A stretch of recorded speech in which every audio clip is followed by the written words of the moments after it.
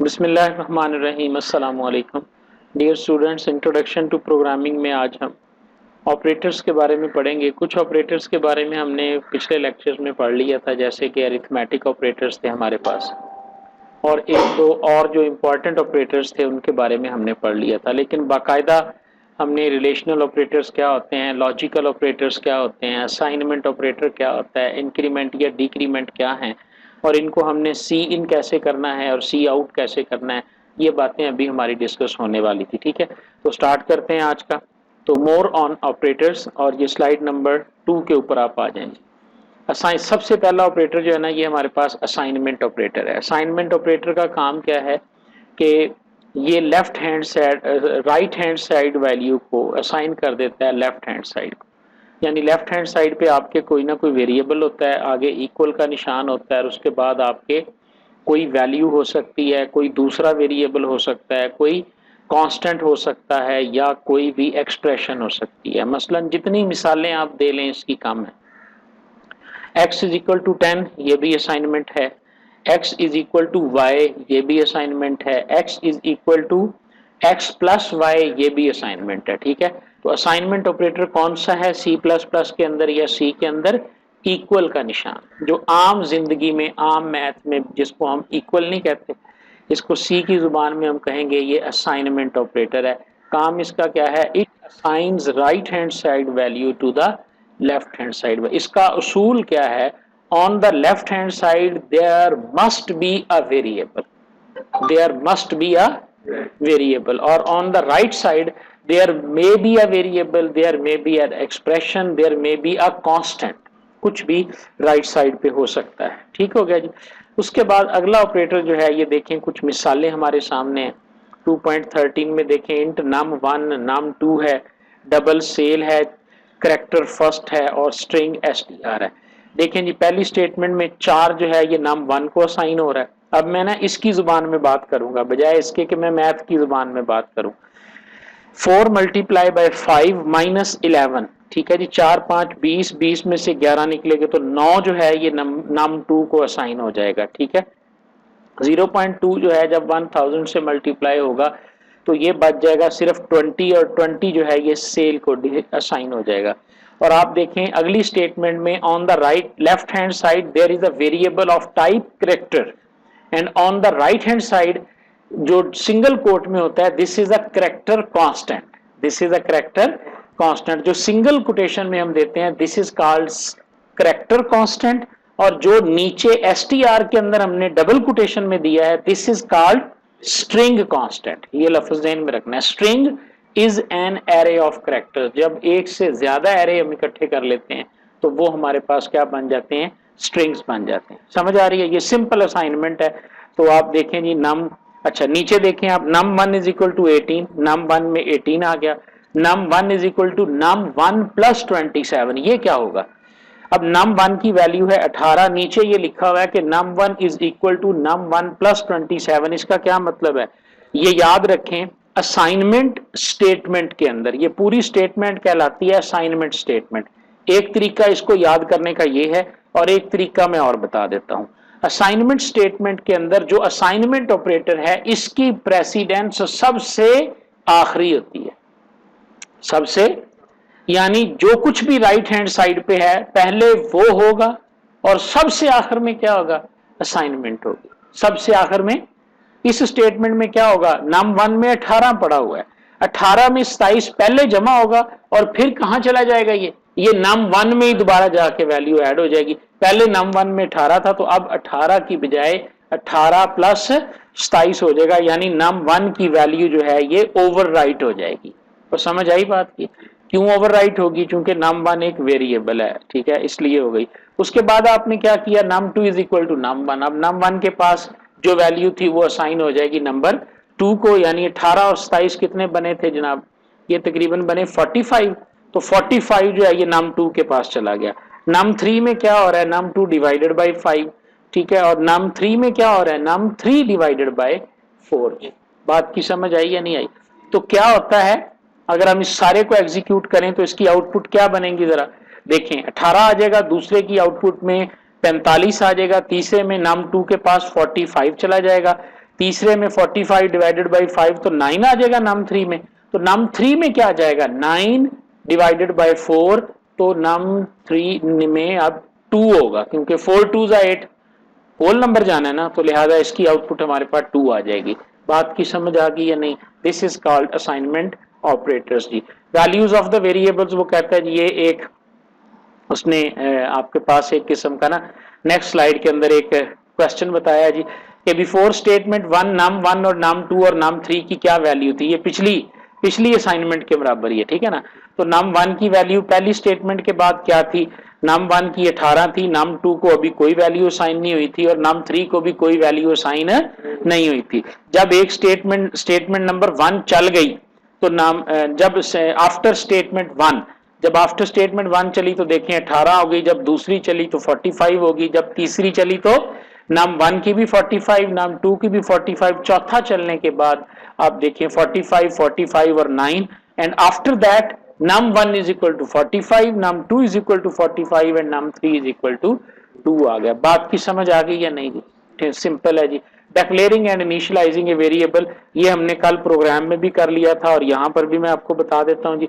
Variable को हमने कल पढ़ा पिछले लेक्चर में कि पहले हम डिक्लेयर करते हैं फिर हम इनिशियलाइज करते हैं। तो जो इनिशियलाइजेशन है ये असाइनमेंट है, जो इनिशियलाइजेशन है ये असाइनमेंट है। तो जब हम वेरिएबल को एक ही लाइन में डिक्लेयर भी करते हैं और इनिशियलाइज भी करते हैं, तो यहां पर भी क्या है, डिक्लेयर पहले होता है और इनिशियलाइज बाद में होता है। क्यों? क्योंकि इनिशियलाइजेशन के अंदर गौर से देखो इक्वल का ऑपरेटर है, तो असाइनमेंट ऑपरेटर की प्रेसिडेंस जो है वो सबसे लो है, तो लिहाजा इंट फर्स्ट इक्वल टू 13, जरा स्लाइड में देखें तो पहले इंट फर्स्ट टाइप का वेरिएबल बनेगा, देन 3 की वैल्यू जो है वो वेरिएबल में असाइन हो जाएगी। बात की समझ आ गई? All variables must be initialised before they are used, ये एक रूल है कि हमें वेरिएबल को पहले इनिशियलाइज करना चाहिए उसको यूज करने से पहले। अगर आपने किसी वेरिएबल को डिक्लेयर कर दिया, वैल्यू कोई नहीं दी और नीचे जाके आपने उसको किसी जगह इस्तेमाल कर लिया, तो उसकी कौन सी वैल्यू आएगी, ये लफ्ज नया है आपके लिए, ध्यान से सुन लें, उसकी गार्बेज वैल्यू आएगी। क्या कौन सी वैल्यू? गार्बेज वैल्यू क्या होती है कि जो मेमोरी में 2 बाइट का एड्रेस मिल गया ना उसको, तो उस मेमोरी में पहले जो पड़ा हुआ था वो उसे मिल जाएगा। और गार्बेज कहते हैं कूड़ा क्रिकेट को, कि मेमोरी में पहले कोई ना कोई वैल्यू तो पड़ी होती है ना, तो वो वैल्यू किसको मिल जाएगी, उस वेरिएबल को मिल, और आपने नीचे कहीं उसको जमा तफरीक कर दिया, वैल्यू उसको दी कोई नहीं, तो गार्बेज वैल्यू जमा तफरीक हो जाएगी, जिससे आपका लॉजिकल एरर आएगा, यानी आपकी आउटपुट जो है वो ठीक है नहीं होगी, जो कि एक लॉजिकल एरर होगी। ठीक है जी। उसके बाद आज जी कल हमने जिक्र किया था कि हम इनपुट स्टेटमेंट को पढ़ेंगे। अभी तक हमने आउटपुट को पढ़ा, सी आउट को, ठीक है। सी के अंदर हमने पढ़ा है कि प्रिंट एफ जो है ये आउटपुट की स्टेटमेंट है और स्कैन एफ जो है ये इनपुट की स्टेटमेंट है। ये एक मेजर फर्क है सी कंपाइलर में और सी प्लस प्लस कंपाइलर में। आप सी प्लस प्लस में भी उसे यूज कर सकते हैं, लेकिन आजकल उसका इस्तेमाल होता नहीं है। अगर आपने कुछ सी के हिसाब से प्रोग्राम लिखना है तो फिर आप प्रिंट एफ और स्कैन एफ को यूज करेंगे, अदरवाइज आप यूज करेंगे प्रिंट इसको सी इन और सी आउट को। ठीक है जी। पुटिंग डाटा इनटू वेरिएबल, ध्यान से लफ्ज पढ़िएगा। कोई पूछता है what is CN? CN is an input statement which is used to take data into variable during the execution of program। जब प्रोग्राम चल रहा होता है ना तो आउटपुट कंसोल से ये हमसे वैल्यू लेती है, समझ आ रही है? आउटपुट कंसोल में जो वैल्यू हम देंगे वो सी इन ले लेगी। तो क्या फॉर्मेट है इसका देखें, सी इन, और उसके साथ ही ये ऑपरेटर आएगा हमारा, this is called input read statement in cin, this one is called stream extraction operator. ये नाम आ गया आपको, ये जो डबल ग्रेटर देन है ना, इसका क्या नाम है? Extraction operator, stream extraction operator. ये नाम जरूर याद कर लेना है, ये एमसीक्यूज टाइप क्वेश्चंस में आ जाता होता है। ठीक है। इसी तरह सी आउट के अंदर जो होता है उसका भी नाम आपने देखना है। तो ये हो गया जी स्ट्रीम एक्सट्रैक्शन, ठीक है जी। तो अब हमने क्या लिखा, नीचे एक एग्जांपल लिखी हुई है CN डबल जो है ना माइल्स। इसका क्या मतलब है, जब ये प्रोग्राम चलेगा तो आपके जब ये लाइन एग्जीक्यूट होगी तो कर्सर ब्लिंक करनी शुरू कर देगी। जो आप लिखकर एंटर करोगे वो वैल्यू किसे मिल जाएगी, माइल्स के वेरिएबल के अंदर वो वैल्यू चली जाएगी। याद है कल के प्रोग्राम में हमने ये करके देखा था, कोई प्रॉब्लम तो नहीं इसमें, ठीक है जी। सी इन हो गया जी। आउटपुट के लिए हमारे पास सी आउट की स्टेटमेंट है। C out is an standard output device is accomplished via the use of C out and the operator this one operator is called stream insertion operator. वो एक्सट्रैक्शन है और ये इंसर्शन है। नाम याद रख लें जी इसका, तीसरी लाइन में लिखा हुआ है, तीसरे बुलेट में ना, तीसरे पॉइंट में लिखा हुआ है कि इसका नाम क्या है, स्ट्रीम इंसर्शन ऑपरेटर जी। समझ आ गई जी। इसको हमने काफी ज्यादा इस्तेमाल कर लिया है। इसके अंदर जितनी एक्सप्रेशन होंगी आप उतनी दफा इंसर्शन ऑपरेटर लगाएंगे। समझ आ रही है। अगर आपने एक स्ट्रिंग लगानी है उसका अलहदा होगा, जैसे जैसे वैल्यू बदलती जाएगी उतनी दफा इंसर्शन ऑपरेटर उसमें लगता चला जाएगा। समझ आई बात की या नहीं जी, ठीक है। The expression is the manipulator is used to format the output that is called endl. ये इसे हम क्या कहते हैं, मैनिपुलेटर कहते हैं। The simplest manipulator is endl, जो न्यू लाइन को ऐड करने के लिए हम इसके अंदर इस्तेमाल करते हैं। इसके कहने का मकसद क्या है कि we can use manipulators in cout. कौन कौन से मैनिपुलेटर्स होते हैं आगे हमारे पास आएगी लिस्ट, तो हम उसको देख लेंगे जी, ठीक है। आउटपुट भी हमारे पास होगी। दो बड़े इंपॉर्टेंट ऑपरेटर्स हैं, दैट इज कॉल्ड इंक्रीमेंट और डिक्रीमेंट। ये स्पेशल ऑपरेटर्स हैं, प्लस प्लस और माइनस माइनस। नाम से जाहिर है इंक्रीमेंट ऑपरेटर जो है इसके दो तरह से इस्तेमाल होता है ये, यानी इसका एक होता है प्री इंक्रीमेंट और एक होता है पोस्ट। यानी आप देखें जरा नीचे जो दो मिसालें लिखी हैं, x is equal to 5, y is equal to plus plus x लिखा हुआ है ना, और इसके सामने क्या लिखा हुआ है, x प्लस प्लस, ऐसे ही। जिसमें पहले लिखा हुआ है इसे हम कहते हैं प्रीफिक्स। क्या कहते हैं, प्रीफिक्स। जिसमें बाद में लिखा हुआ है इसे हम कहते हैं पोस्ट फिक्स, ठीक है। तो दोनों तरीकों से इस्तेमाल होता है। फंक्शन क्या है इसका ये सुन लें जरा। फंक्शन इसका ये है, इंक्रीमेंट ऑपरेटर जिस वेरिएबल के साथ आप लगा देंगे उसकी वैल्यू को वो उसमें एक का इजाफा कर देगा। मसलन x की वैल्यू क्या है, इस एग्जांपल में 5 है, तो प्लस प्लस x क्या कर देगा, उसे 6 कर देगा। इधर x की वैल्यू क्या है, 5 है, और प्लस x प्लस प्लस उसे क्या कर देगा, 6 कर देगा। दोनों 6 करेंगे, पोस्ट भी 6 करेगा, प्री भी 6 करेगा। लेकिन एक अच्छा डिफरेंस इसके अंदर जो है ना वो समझ लें क्या है। मेरी तरफ ना देखें, स्क्रीन की तरफ देखें, फर्क क्या है। अब यहां पे ना इसके अंदर प्री और पोस्ट में इस्तेमाल करते हुए इसकी प्रेसिडेंस में फर्क आ जाता है। किसमें, क्योंकि यहां पे दो अमल होने हैं, एक होना है इंक्रीमेंट का और एक होना है असाइनमेंट का।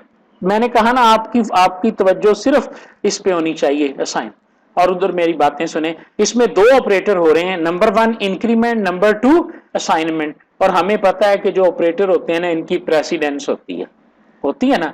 अब हमने पोस्ट और प्री में क्या फर्क है सुन लें। प्री फिक्स में जो होता है कि इंक्रीमेंट पहले होता है, असाइनमेंट बाद में होती है, तो y की कीमत क्या बन जाएगी, 6। y की कीमत क्या बन जाएगी, x की तो 6 ही 6 होनी है ना। बात समझ में आ गई। x की कीमत क्या है, दोनों स्टेटमेंट के बाद x की कीमत क्या है, 6 है। अहमद आपको लगता है समझ नहीं आ रही बात, फर्क अभी पता चल। देखें जरा, मैं कह रहा हूं कि एक प्लस प्लस एक्स है और एक इक्वालिटी है। कितने ऑपरेशन परफॉर्म होने हैं, 2 ऑपरेशन हो रहे हैं, एक इंक्रीमेंट का और एक इसके अंदर होना है असाइनमेंट का। कौन सा पहले होगा और कौन सा बाद होगा इसमें फर्क है। होना दोनों में इंक्रीमेंट है, तरतीब में फर्क है। जब हम किसी इंक्रीमेंट या डिक्रीमेंट ऑपरेटर को प्रीफिक्स में लगाएंगे, जैसे कि प्लस प्लस एक्स है, तो इंक्रीमेंट पहले होगा और असाइनमेंट बाद में होगा। यानी ये स्टेटमेंट चलने के बाद x की वैल्यू तो 6 ही होनी है, लेकिन y की भी 6 होगी। क्यों, क्योंकि पहले x की वैल्यू बड़ी, बाद में असाइन हुई। अगले में चले जाएं तो यहां लिखा हुआ है y equal x plus plus, तो 5 मिल जाएगा किसको, y को, और बाद में x की वैल्यू कितनी हो जाएगी, 6 हो जाएगी। पोस्ट फिक्स के अंदर क्या हो जाता है कि वैल्यू इज, मैं इसको लिख रहा हूं जरा ध्यान से सुनिएगा, प्रीफिक्स और पोस्टफिक्स में।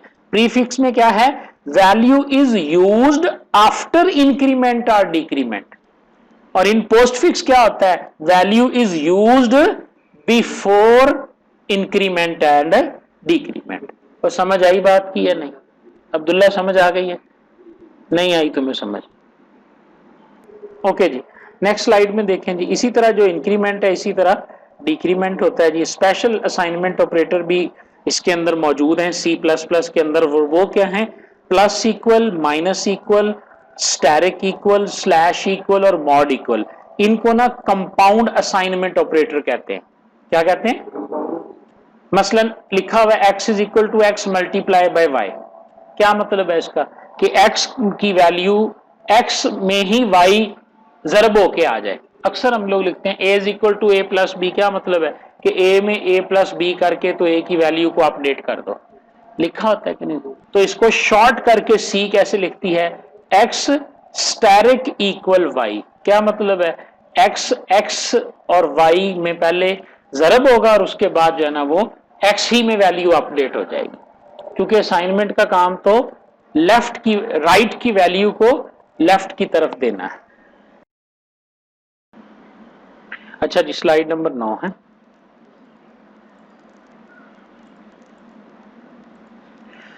जी। कंपाउंड असाइनमेंट ऑपरेटर्स की समझ आ गई आपको?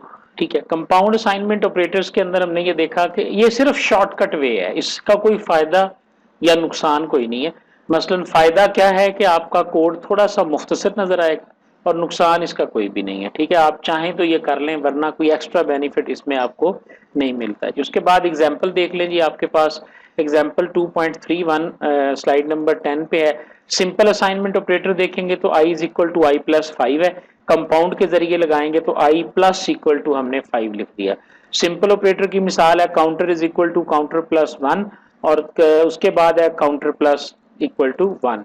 सम is equal to sum plus number, और sum plus is equal to number. सिर्फ राइट साइड पे लिखी हुई जो स्टेटमेंट्स हैं ये थोड़ी सी मुख्तसर जरूर है, फंक्शनैलिटी में किसी किस्म का भी कोई डिफरेंस नहीं है। ठीक है जी, उसके बाद नेक्स्ट आ जाए जी, हमने डिसीजन मेकिंग के ऊपर रिलेशनल ऑपरेटर्स की बात करेंगे। अब हमने अरिथमेटिक तो सारे पढ़ लिए, और इसी तरह हमने असाइनमेंट भी पढ़ लिए, इसी तरह हमने कंपाउंड भी पढ़ लिए। अगली जो सेट ऑफ ऑपरेटर्स है ना, वो है, हमें पता है कि मैथ के अंदर होता है जी इक्वालिटी को चेक करना, नॉट इक्वालिटी को चेक करना, लेस देन, ग्रेटर देन। ये सारे ऑपरेटर्स कहलाते हैं रिलेशनल ऑपरेटर्स। ठीक है, रिलेशनल ऑपरेटर्स हमें बहुत ज्यादा काम आने हैं हमारे, जितना हमारा कंट्रोल स्ट्रक्चर है वो सारे का सारा रिलेशनल ऑपरेटर्स पर ही बेस करता है। ठीक है, तो रिलेशनल ऑपरेटर्स में हमारे पास लेस देन, ग्रेटर देन, अगली स्लाइड पे आ जाएं, greater than, equal to, less than, ये मैथ के लिखे हुए हैं लेफ्ट साइड पे। सी प्लस प्लस में ये कैसे यूज होते हैं, लेस देन के लिए, ग्रेटर देन के लिए सेम है, लेकिन ग्रेटर देन इक्वल इस तरह लिखा जाएगा, पहले ग्रेटर देन, बाद में इक्वल, फिर लेस देन, फिर बाद में इक्वल। इक्वल टू का ऑपरेटर जो है ये याद रखें अपने दिमाग में, इस बात को बिठा लें। सी प्लस प्लस के अंदर जो इक्वल टू का ऑपरेटर है वो 2 दफा इक्वल लिखने से होता है। Single equal is assignment operator which assign right hand side value to the left hand side value. Double equal जो है ये एक रिलेशनल ऑपरेटर है which will compare two values. जितने रिलेशनल ऑपरेटर्स हैं इनका काम क्या है, it will compare two values and produce result either true और फॉल्स। या रिजल्ट आपका ट्रू होगा या रिजल्ट आपका फॉल्स होगा, ये रिलेशनल ऑपरेटर्स का काम है। उसके बाद नॉट इक्वल टू के लिए क्या है, वो फैक्टोरियल का साइन और उसके साथ इक्वल टू डालेंगे। तो ये मैं आपको यहां पर एक बात बता देता हूं जो सारी जिंदगी आपको याद रखने में मदद करेगी। पूरी दुनिया के अंदर सबसे बड़ी जो कंप्यूटर पे एरर आई थी ना, वो इस ऑपरेटर की वजह से आई थी। ठीक है, 29 बंदे मरे थे और $1 अरब जो है वो अमेरिका का जाया हुआ था। अमेरिका ने एक रॉकेट बनाया, उस रॉकेट को उन्होंने छोड़ना था, जैसे ही उन्होंने छोड़ा ना तो वो उसी जगह पे बस्ट हो गया, यानी जहां छोड़ा था वहीं बस्ट हो गया। वो $1 अरब का प्रोजेक्ट था, पैसे भी जाया हुए और कुछ लोग भी वहां पर मरे। कंप्यूटर डिफेक्ट के नाम से अगर आप विकिपीडिया पे देखोगे तो ये दुनिया का सबसे बड़ा डिफेक्ट था। जब उन्होंने देखा तो गलती क्या निकली कि उसका जो प्रोग्राम लिखा था ना वो सी लैंग्वेज में लिखा था, और उसमें गलती ये थी कि एक जगह पे डबल इक्वल की जगह इक्वल लग गया था। अब डबल इक्वल ने तो कंपेयर करना था और सिंगल इक्वल ने क्या कर दिया, असाइन कर दिया। मसलन x डबल इक्वल वाई का जवाब क्या आना है, ट्रू या फॉल्स, और x इक्वल वाई का जवाब क्या आना है कि y की कीमत किसको मिल जानी है, x को मिल जानी है। तो इतनी बड़ी गलती इस एक ऑपरेटर की वजह से पूरी दुनिया में, ये बात अपने ज़हन में बिठा लीजिएगा। बहुत सारी लॉजिकल एरर्स जो हैं वो ऑपरेटर्स के इसी तरह आती हैं जी, ठीक है जी। उसके बाद आगे देखें जी, x 8 लेस देन 12 क्या जवाब आएगा जी, ट्रू या फॉल्स, ट्रू आएगा। 8 15 से छोटा है, क्या जवाब होगा इसका, ट्रू होगा। 6 नॉट इक्वल टू 6, इसका क्या होगा जी, फॉल्स, क्योंकि 6 इक्वल टू 6 होता है। 2.5 ग्रेटर देन इक्वल टू 5.8 क्या है जी, फॉल्स है। और 5.9 लेस देन इक्वल टू 7.5 है, इसका जवाब क्या होगा, ट्रू होगा। और समझ आ रही है बात की। रिलेशनल ऑपरेटर्स की प्रेसिडेंस देख लें क्या है जी। सबसे पहले अब चूंकि बढ़ गया ना सेट, पहले हमारे पास सिर्फ अरिथमेटिक थे, तो हमने कहा था हाईएस्ट जो है वो है ब्रैकेट्स की, स्लाइड पे देखें। उसके बाद है मल्टीप्लीकेशन, डिवीजन और रिमाइंडर की, उसके बाद प्लस और माइनस की, उसके बाद लेस देन इक्वल टू, ये रिलेशनल ऑपरेटर्स हैं। रिलेशनल ऑपरेटर्स में से भी जो इक्वल टू और नॉट इक्वल टू है इनकी सबसे कम है और असाइनमेंट की सबसे लोएस्ट है। अगर कोई एक ऐसी स्टेटमेंट या एक्सप्रेशन आपको मिलती है जिसमें ये सारे इस्तेमाल हुए हैं, तो अब्दुल्ला मुझे बताएगा जी ध्यान से, यहां से देख के, सबसे आखिर पे कौन सा ऑपरेटर चलेगा, इक्वल टू नहीं, असाइनमेंट, ये बोलना है आपने, असाइनमेंट ऑपरेटर चलेगा। समझ आ रही है। और अहमद बताएगा सबसे पहले कौन सा चलेगा जी,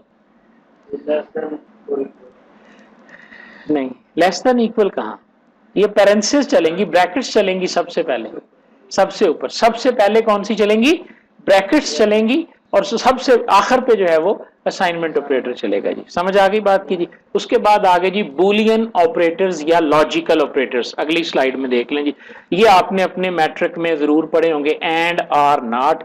ये कब इस्तेमाल होते हैं, सुने जी, जब दो कंडीशंस को मिलाना, यानी ये एक ऑपरेटर है, ये भी लेस देन इक्वल है, और ये है, ये भी लेस देन इक्वल है, जब इन दोनों को इकट्ठा करना हो, इस कंडीशन को और इस कंडीशन को मिलाना हो, तो आपके पास जो है वो एंड आर या नॉट के साथ होगा। एंड और आर दो कंडीशंस को के पे लगते हैं और नॉट जो है वो सिंगल कंडीशन पे लगता है। क्योंकि नॉट क्या करता है, अगर नॉट के आगे ट्रू होगा तो वो उसे क्या कर देगा, फॉल्स, और अगर नॉट के आगे फॉल्स होगा तो उसे क्या कर देगा। और एंड क्या करता है, हमें पता है, ये ट्रू हो ये भी ट्रू हो तो फिर तो ये ट्रू देगा, बाकी ट्रू फॉल्स में भी फॉल्स, फॉल्स ट्रू में भी फॉल्स, और फॉल्स फॉल्स में भी फॉल्स होगा। और क्या करता है कि अगर एक भी ट्रू हो जाए तो वो ट्रू कर देता है। याद है ना, ये फिजिक्स में भी पढ़े होंगे, मैथ में भी आपने ये ऑपरेटर्स जो हैं वो पढ़े होंगे। फिर भी आगे इसका टेबल आपके पास मौजूद है। एग्जाम्पल देखें नेक्स्ट स्लाइड में बेटा, कि not a character greater than equal to b character, के ए बड़ा है बी से, ठीक है। आस्की कोड के मुताबिक ए का कोड 65 है, बी का कोड 66 है, तो ये स्टेटमेंट गलत है, फॉल्स है ये। समझ आ रही है। ए बी से बड़ा नहीं है, ए बी से छोटा है। किस तरतीब में अहमद, किस तरतीब में बोला, ए के बाद बी आता है ना, बी के बाद सी आता है, ठीक है। तो इसलिए जो बाद में आता है वो बड़ा है, ठीक हो गया। तो इसका जवाब क्या आएगा, ए ग्रेटर देन बी का फॉल्स आएगा, और जब इस पे नॉट लगेगा तो क्या आ जाएगा, ट्रू आ जाएगा। समझ आ रही है। इसी तरह 6 लेस देन 5 7 जो है ये ट्रू है, लेकिन जब नॉट लगेगा तो इसका जवाब क्या आएगा, फॉल्स आएगा, ठीक है। इसी तरह एंड और है, एंड के बारे में क्या लिखा है, true if all conditions are true. And उस वक्त ट्रू होता है when all conditions are true, और आर उस वक्त ट्रू होता है जब any of condition is true. यानी दो तरीके हैं याद रखने के, दो तरीके हैं याद रखने के। मसलन एंड को याद रखो, उस वक्त ट्रू होता है जब दोनों ट्रू हों, और आर उस वक्त फॉल्स होता है जब सारे फॉल्स हों। या तो इस तरह याद कर लो या इस तरह याद कर लो कि एंड ट्रू होता है जब सारे ट्रू हों, और आर ट्रू होता है जब कोई एक भी ट्रू हो। दोनों में से जिस मर्जी तरीके से आप याद कर सकते हैं। नीचे एग्जांपल लिखी हुई जी, 14 ग्रेटर देन इक्वल टू 5, ठीक है। और एंड के लिए 2 दफा एंड का निशान लगाएंगे। ये ऑपरेटर की निशानियां भी है ना। नॉट ऑपरेटर की निशानी क्या है, फैक्टोरियल साइन C++ में, और सिंबल जो एंड के लिए यूज होता है वो है डबल एंड। दो बारी एंड का निशान जो है ना वो 2 दफा हम यूज करेंगे, ठीक है जी। 24 greater than 35 and a less than equal to b, ये फॉल्स और ट्रू हो जाएगा, ठीक हो गया जी। आगे देखें जी, ऑर्डर ऑफ प्रेसिडेंस जी, अब मुकम्मल हो गया ऑर्डर ऑफ प्रेसिडेंस। सबसे पहले हैं यूनरी ऑपरेटर्स। नॉट अगर लगा हुआ है ये भी सबसे पहले होगा, प्लस लगा हुआ है, माइनस लगा हुआ है, अकेला अकेला। जिस तरह -15 में माइनस क्या है, यूनरी ऑपरेटर है, और ए माइनस बी में माइनस क्या है, बाइनरी ऑपरेटर, ठीक है, शाबाश। इसी तरह ये तरतीब आपके सामने आ गई, और सबसे आखिर पे हमारे पास क्या है, असाइनमेंट ऑपरेटर है। तो ये हमारे पास टोटल ऑपरेटर्स के बारे में था जी, ठीक है। अगर मजीद कुछ सवाल होगा तो आप इसको कमेंट्स में कर सकते हैं जी। Thank you very much.